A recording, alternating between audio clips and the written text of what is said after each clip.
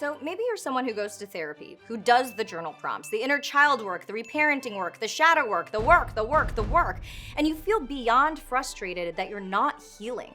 Sometimes it seems like you are, but then inevitably something triggers you and it's 1 step forward, 3 steps back. Girl, I have been there. And there is one powerful tool that has helped me heal when I'm particularly stuck, which I will get to in a second, calm down. But first, I want to address that the reason you're not healing is usually because you're too attached to and identified with your pain. As much as we say we hate our trauma, sometimes we build our entire identity around it. Carolyn Myss put it eloquently in her book, Why People Don't Heal and How They Can, when she said, the sharing of wounds has become the new language of intimacy, a shortcut to developing trust and understanding. Hello, trauma bonding. When you are too invested in being damaged, you block your own healing. And look, I get it. It is very hard to let go of your attachments to chaos, pain, and your victimization. There is comfort in suffering to some degree. And as much as we can consciously say we want to heal, when that pain is comfortable and familiar, our brain will seek out to reaffirm it even if it's painful. So take a good hard look at yourself. Do you rehash your trauma again and again and again with friends? Do you use it as an excuse to prevent you from getting outside of your comfort zone and trying new things? Do you rely on this narrative to keep you small? Sometimes we're too invested in being broken to allow our tragedies to be transformed into something healing and beautiful. Which brings me to how to heal. So in Viktor Frankl's book, Man's Search for Meaning, he says that in some way, suffering ceases to be suffering the moment it finds meaning. Dr. Frankl is a prominent Jewish psychiatrist who survived the camps of Auschwitz and Dachau. And in his book, he wrote of an elderly man who came to him 2 years after the death of his wife. The man was severely depressed and unable to overcome this loss. Dr. Frankl was able to reframe the man's sorrow by asking, consider this. What if you had died first and your wife had survived? What would that be like for her? The man immediately was like, oh, that would be awful, absolutely terrible.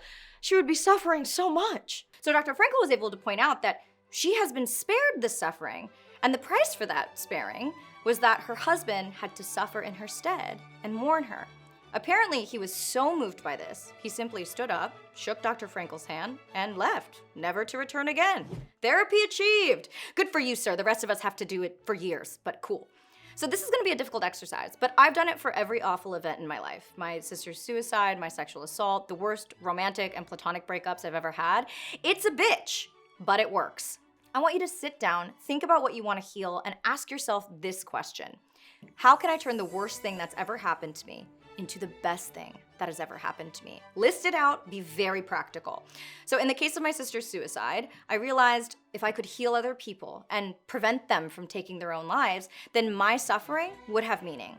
In the case of my breakup, I thought if I can utilize this pain to become the best version of myself and to learn how to love myself, then my suffering would have meaning. In the case of my best friends abandoning me during the worst year of my life, I realized I could make that the best thing that ever happened to me by finally learning how to choose myself, validate myself, and become my own best friend. So if you've been doing a lot of work and feel stuck, chances are you're not healing because you haven't been able to make your suffering mean anything beyond yourself. You're likely very comfortable in this pain, chaos, and being a victim because it is familiar to you. But when you can powerfully reframe your suffering as a bridge to something better, to something meaningful, purposeful, and beautiful, your suffering will not go away, but it transforms. I'm Akana. Thank you to the patrons who supported today's video, and thank you, of course, to my father, Daddy Squarespace, for sponsoring today's episode. So my biological dad, Squarespace, makes it easy for creators to monetize their content and expertise in a way that fits their brand. With member areas, you can unlock a new revenue stream for your business and free up time in your schedule by selling access to gated content like videos, online courses, or newsletters. Plus, online booking and scheduling is available, making it easier than ever for clients to schedule classes or sessions because they have easy access to your availability and can do all of that online, taking the hassle out of coordinating calendars.